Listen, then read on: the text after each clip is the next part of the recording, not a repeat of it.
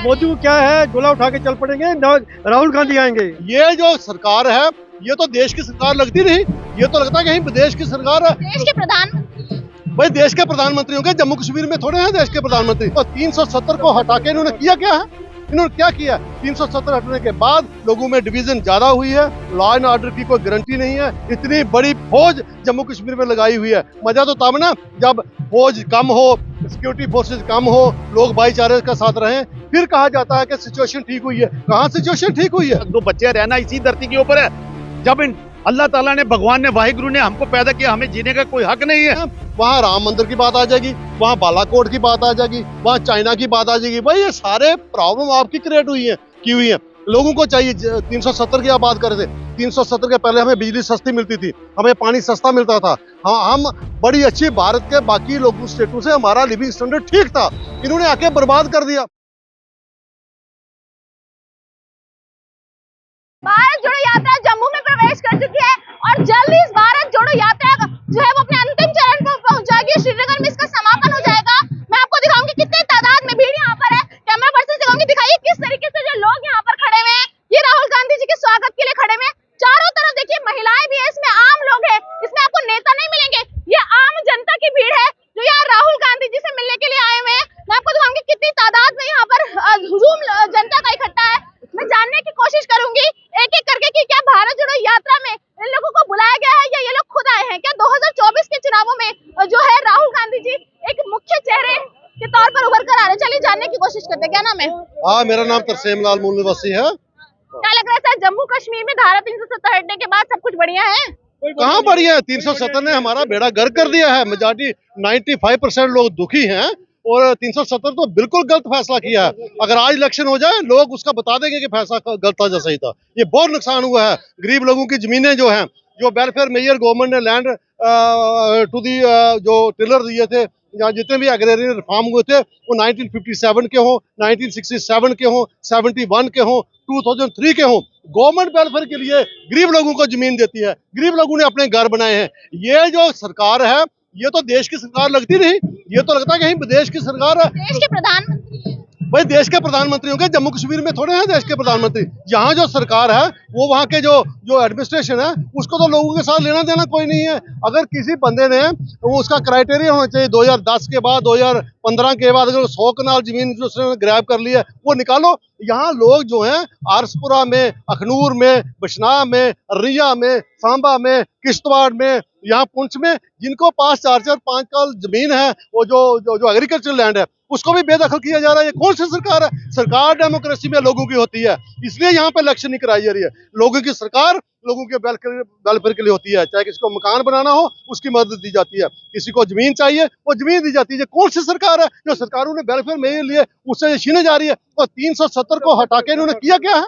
इन्होंने क्या किया? 370 हटने के बाद लोगों में डिवीजन ज्यादा हुई है, लॉ एंड ऑर्डर की कोई गारंटी नहीं है। इतनी बड़ी फौज जम्मू कश्मीर में लगाई हुई है। मजा तो तब ना जब फौज कम हो, सिक्योरिटी फोर्सेज कम हो, लोग भाईचारे के साथ रहें, फिर कहा जाता है कि सिचुएशन ठीक हुई है। कहाँ सिचुएशन ठीक हुई है? बिल्कुल भारत जोड़ो यात्रा जो इस वक्त जम्मू में है, क्या लग रहा है राहुल गांधी जी निकल पे? बिल्कुल इससे एक उत्साह बढ़ा है लोगों में। कम से कम ये गया है कि लोगों में एक जागृति आ रही है, कह रहे कि कोई बात नहीं यार, सरकारें लोगों के लिए होती हैं। तो राहुल गांधी की जो उम्मीद है कि भाई ये जो भाईचारा बना के रखो, ये आपस में नफरत फैलाना बंद करो। और वो ये भी कह रहा है जो लोगों के इशू है, जैसे अगर सिलेंडर जो है वो 2-4 साल पहले जो 14 में वो 400 रुपए का है, वो 500 का हो जाता, 600 का हो जाता, 700 का हो जाता, वो 1200 का हो गया, उसकी कोई चर्चा नहीं होती है।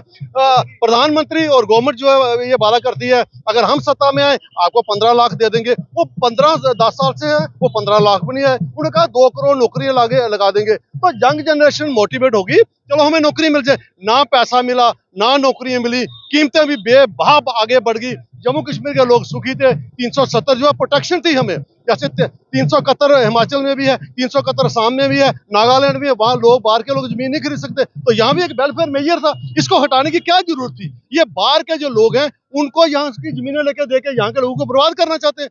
ये कौन सी सरकार है? ये वेलफेयर सरकार है। अब लोगों को मारो, अब लोग सुसाइड कर रहे हैं। हमारा एक पीएन है वहाँ सुप्रीम कोर्ट का, जब उसको नोटिस आया कि मेरी जमीन छीन लेंगे, उसको हार्ट अटैक है, वो मर गया। लोगों ने मेहनत करके जो है यहाँ अपने मकान बनाए हैं, और ये आए हैं बाहर के लोग हमसे जमीनें लेके उनको बाहर वालों को देंगे, उनको बेचेंगे। ये कौन सी सरकार है? कि कौन सी डेमोक्रेसी है? क्या लग रहा है आपको 2024 में किसकी सरकार? हमें पूरा राहुल गांधी को साथ देंगे, पूरी कांग्रेस की सरकार बनेगी। पूरी कांग्रेस की सरकार कह रहे हैं। राहुल गांधी जी तो विकल्प ही नहीं है, मोदी जी तो क्या एक बात उभरता है, चेहरा मोदी को क्या है, झोला उठा के चल पड़ेंगे, राहुल गांधी आएंगे। झोला उठा के कहाँ चल पड़ेंगे? हाँ बोलो जी। क्या नाम है सर? बशीर। क्या लग रहा है इस बार 2024 में किसकी जीत हो रही है? ये देखिए, लोग जो हमारे इस वक्त जो लोगों में दो किस्म के लोग हो गए हमारे हिंदुस्तान के शहरी। एक हो गए अमीर लोग, एक हो गए गरीब लोग। आप देखिए मोदी सरकार ने जो काम किया, सबसे जो बड़ा फायदा हुआ जो अमीर लोगों को हुआ। जो पहले मल्टी मिलियनर लोग थे, बड़े बड़े लोग थे, उनको फायदा हुआ, उन्होंने बड़े बड़े माल खोले, सब कुछ किया। अब ये देखिए हमारे यहाँ जम्मू कश्मीर में इन्होंने वादा किया था आपको 10 लाख नौकरियां मिलेंगी, कोई नौकरी नहीं मिली। एक दूसरी बात ये हो गया, आप ये देखिए महंगाई का क्या है कि जो एक मजदूर आदमी है जिसको 600 या 700 रुपये दिहाड़ी मिलती है, अब जो आटे का रेट क्या है, आपका गैस सिलेंडर जो 600 रुपये का 400 रुपये का था वो 1200 रुपये का कैलेंडर हो गया। उसके बाद में बिजली के बिल है, अब म्यूनसिपलिटी का टैक्स भी लगेगा। अब जो छोटा आदमी है जो बेचारे को अभी नौकरी भी नहीं है, जिसके 3 या 4 बच्चे हैं, वो 700 रुपये या 1000 रुपये दिहाड़ी के कमाते, वो आटा खाएगा, चावल खाएगा, बिजली के बिल देगा या बच्चों को पढ़ाएगा। गरीब आदमी की हालत बहुत खराब है। इसलिए जो फायदा हुआ बड़े लोगों को हुआ, एक बात। दूसरी बात है, अभी जो लेटेस्ट रूल यहाँ पे बना दिए हैं, अभी सरकार ने लोगों की बात को सुनना चाहिए। सरकार होती है लोगों की, ये जो डेमोक्रेसी है फॉर द पीपल होती है। अबे भाई हमारे जो लोग हैं, हर हिंदुस्तानी जो शहरी है यहाँ का रहने वाले है, उसको कम से कम जो बेसिक नीड होती है इंसान की, उसको कवर करने के लिए सर पे मकान हेड पे होना चाहिए। अब ये किया जा रहा है कि जो गरीब लोगों के पास छोटे मोटे जो आशियाने थे, ठिकाने थे, वो भी आप बोलते हैं कि हम वो ले लेंगे वापस। अबे भाई हर बंदे को आप मालकी हकूक तो दे ना सकते। जो जमीन खाली पड़ी हुई थी, जिसके पास 2 बच्चे, रहना इसी धरती के ऊपर है। जब अल्लाह ताला ने, भगवान ने, वाहिगुरु ने हमको पैदा किया, हमें जीने का कोई हक नहीं है। अब हमारी 5 मरले 6 मरले जमीन के छीन लोगे, ये कहाँ का इंसाफ है? ये यहाँ के एडमिनिस्ट्रेटिव बता, गरीब लोगों को मत तंग करो। अगर गरीब लोगों को तंग किया, एक दिन आपका तख्ता पलट जाएगा। ये लॉ ऑफ नेचर है। इसलिए लोगों की बातों को मानना चाहिए। जो लोगों की मेजॉरिटी ऑफ द पीपल जो चाहते हैं, उनकी बात को मानना चाहिए। आप टीवी पे डिबेट सुनते हैं, आप टीवी पे बातें होती हैं डेली, वहां पे बात होती है कि फिल्मी एक्टर की, वहां होती है मंदिर मस्जिद की, वहां होती है ये क्या अनएम्प्लॉयमेंट के ऊपर कोई बात नहीं करता। अब आप देखिए हमारे जो पब्लिक सेक्टर इदारे थे, बहुत से इदारे इन्होंने बंद कर दिए, नौकरियां तो जनरेट की नहीं। अब जो लोग जो हमारे पढ़ लिख के बच्चे, वो बगैर नौकरी के घर में बैठे हुए हैं। भाई लोगों के लिए एम्प्लॉयमेंट जनरेट करो। ये बोलते हैं हम बड़े बड़े माल खोलेंगे, ठीक है, हमारा बच्चा है छोटी मोटी दुकान वो कर लेगा, खोखा डाल लेगा। अभी बड़े वाला जो आ जाएगा, एक बड़ा माल लगा के बैठ जाएगा, वो खोखे में तो सामान कोई खरीदा के नहीं, वो क्या खाएगा घर में? इसलिए लोगों की हालत इतनी अच्छी नहीं है। हम ये गवर्नमेंट से यही निवेदन करते हैं, भाई जो आपने काम करने हैं, पीपल वेलफेयर काम करो। आप सेक्रेटरीट में बैठ के जो कानून बनाते हैं, आप आम जनता की राय तो देखे ना, जनता क्या चाहती है, जो जनता चाहती है वो काम करिए। पहले पेट में रोटी होनी चाहिए, उसके बाद में आपका मजहब आता है, उसके बाद में धर्म आता है। जब पेट ही लोगों का पूरी तरह भरा नहीं होगा तो क्या होगा? इसलिए कुछ लोगों को फायदा है, आम दुनिया को फायदा नहीं है। आम जनता जो गरीब है, आम जनता गरीबी से हरे नीचे चली गई है, और भी ज्यादा लोग जो पॉवर्टी से नीचे चले गए हैं, आम लोगों को फायदा नहीं है। बड़े बड़े लोगों को फायदा है, वो करते हैं, लेकिन हम चाहते हैं हर बंदे को वेलफेयर मिलना चाहिए, हर बंदे को जीने का हक होना चाहिए, हर बंदे को रहने का हक है, और हर बंदे को एम्प्लॉयमेंट का हक भी है, उसको मिलना चाहिए। चाहे आप प्राइवेट जॉब जनरेट करो, कहाँ जनरेट हो रहे हैं अभी, हमें तो दिखाई नहीं दिए। इसलिए हमारी यही निवेदन है। क्या नाम है सर?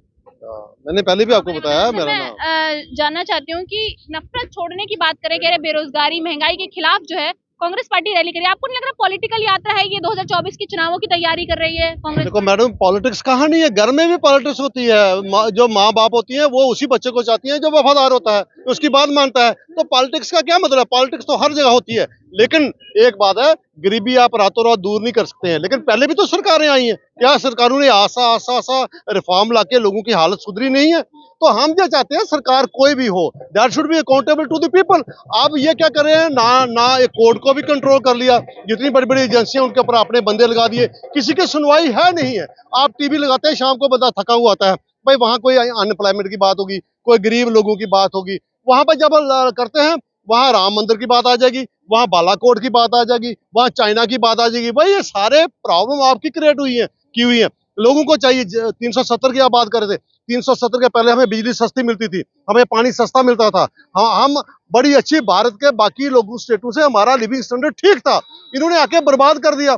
अब लोग जो है वो परेशान है। भाई ये कह रहे थे 370 जाने के बाद लोगों को बेनिफिट हो जाएगा। हम भी सोच रहे थे कि शायद जो 370 को रुकावट होगी, यहाँ पे फ्लो ऑफ फंड आएंगे, यहाँ इंडस्ट्रियां लगेंगी, जहाँ एम्प्लॉयमेंट जनरेट होगी, हमें बिजली 24 घंटे मिलेगी। वो तो मैडम जी कुछ हुआ नहीं है। तो जो हमारे पास था वो भी छीना जा रहा है। ये कौन सी सरकार है? तो लोगों के मन में रिजेंटमेंट है। राहुल गांधी को लोगों को देखने के बाद क्या उत्साह पैदा हुआ है कि एक बंदा जो है उसको ये पप्पू पप्पू बोलते रहते थे, उसने 3,500 किलोमीटर पैदल यात्रा करके बता दिया कि मैं ग्राउंड लेवल का वर्कर हूं। अगर हमें सत्ता मिलेगी, हम लोगों का वेलफेयर प्रोग्राम करेंगे, हम हिंदू मुस्लिम जो है लड़ाएंगे नहीं, यूनाइट करेंगे। तो भारत में जो हम ये देख रहे थे आज से 15-20 साल पहले, हिंदू हो, मुसलमान हो, सिख हो, ईसाई हो, हम एक जगह इकट्ठे बैठते थे, है ना, शादियों में जाते थे। अब एक दूसरे के ऊपर शक है।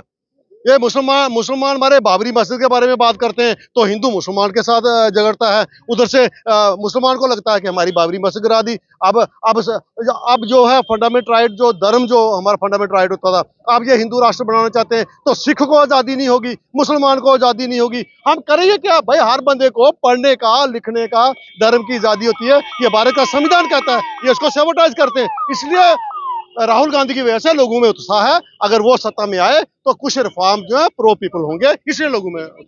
देखिए, unity is the best policy. कहते हैं कि एकजुटता बहुत जरूरी है लोगों में। ये बता रहे हैं कि राहुल गांधी जी जो है सेक्युलरिज्म को मानते हैं, यानी कि सब लोगों को साथ लेकर वो आगे चलते हैं। और आज एकजुटता होना बहुत जरूरी है। जम्मू में हालात बेहद खराब है। धारा 370 हटने के बाद लोग काफी आहत है। बेरोजगारी, महंगाई इन लोगों को काफी त्रस्त कर रही है। तो ऐसी वीडियो मेरे साथ मैं